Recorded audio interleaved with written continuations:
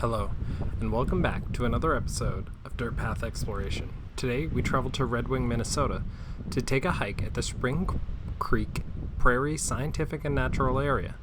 The hike is just under 1.5 miles, with about 100 feet of elevation gain, and took us about 40 minutes to complete.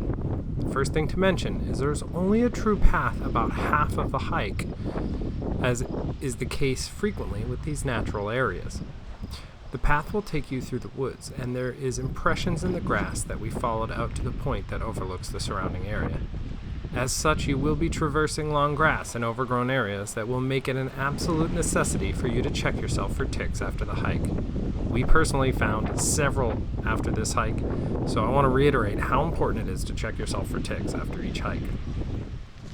The last item to mention is there is no true parking lot for it, and the entrance is down a driveway after the cul-de-sac at the end of Wild Turkey Lane.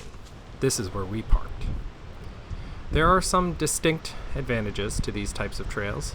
Typically, there isn't a lot of other visitors, and as such, you will get a much better than normal chance to see wildlife.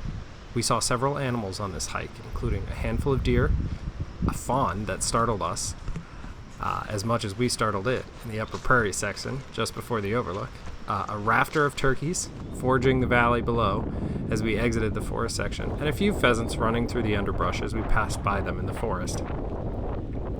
The hike starts out with a dense forested area with large trees. The day we took the hike, it was particularly windy, and this may have startled me once or twice or 3 times with the high whining sounds of the trees swaying in the wind.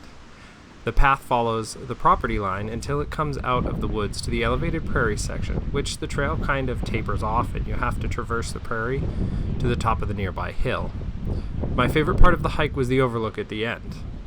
I always enjoy these prairie hills that give you a wide open vista of the area around it. This overlook is similar to another we hiked nearby at McKnight Prairie.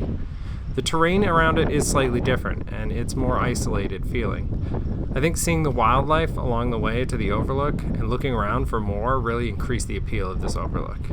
But also just the valley on either side you can see and the cool forested hills to look out onto. It was really an enjoyable end to a very cool hike. Thank you for watching, and if you like this video, hit the like and subscribe buttons. Also, don't forget to let us know your favorite trails in your local area.